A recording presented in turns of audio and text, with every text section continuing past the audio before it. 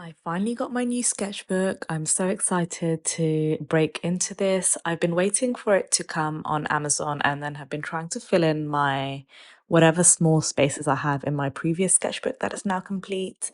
This is the Hahnemuhle watercolor book. It's 200 GM squared cold pressed paper in an A5 format. I haven't used a portrait format before. My previous one was landscape. This is the Strathmore watercolor. And I don't love using this format, so I am excited to try this one out. Let's just get straight into it. The other day, I was in the shops and I saw some stickers. However, I was like, I don't really need them, but I do wish I had gotten them because it would have been really nice to decorate the front cover with stickers, but I'll just have to do that another time.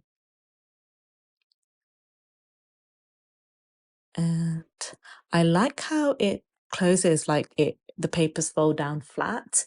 Then you can kind of do a spread across the page, which is really nice.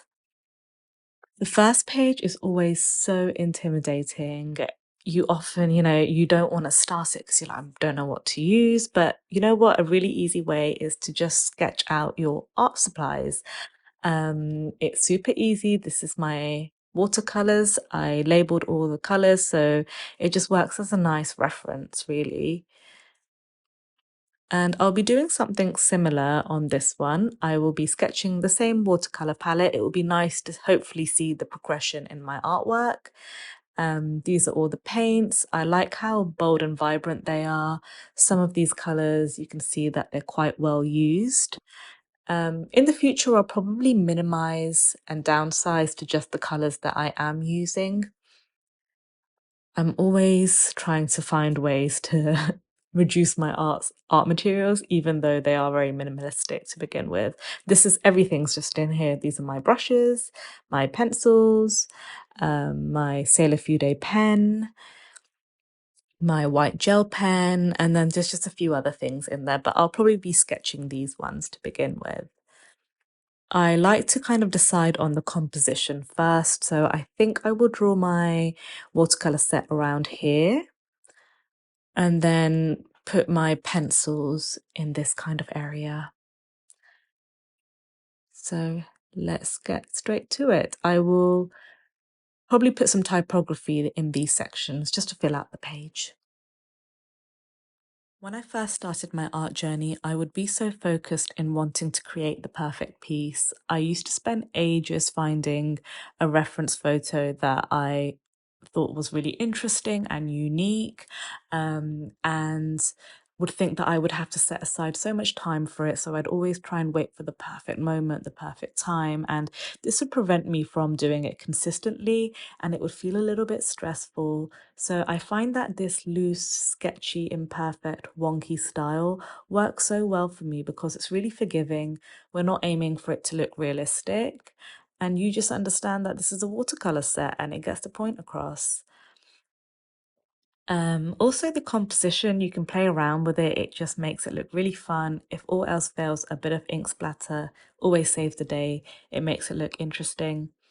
Again, I could draw these pens in like a straight line, but I'm choosing to do it like more of a natural splayed out look. And I just think it makes the spread look so much more interesting.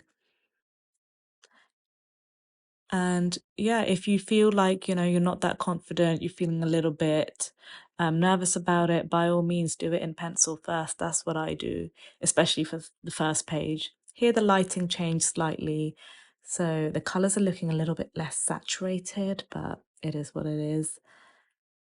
I'm just labeling all the paints. This is really useful because when I'm following tutorials, I just go back and then look at the paints and where they are and I use them.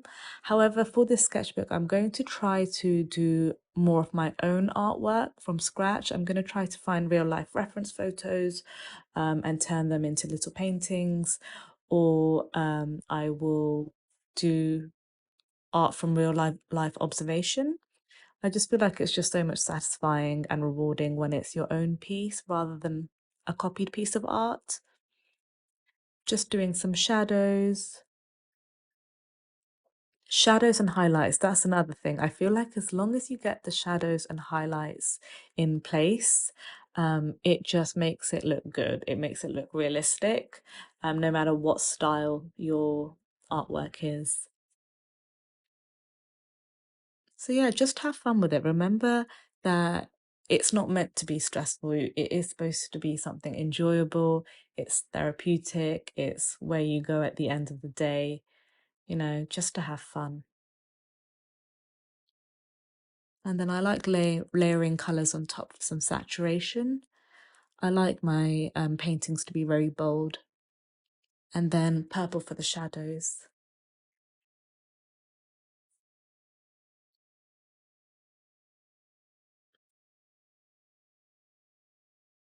Another thing that I feel like is really nice to do is typography. It fills the page in nicely wherever it's blank, whenever you feel like it needs a little something more.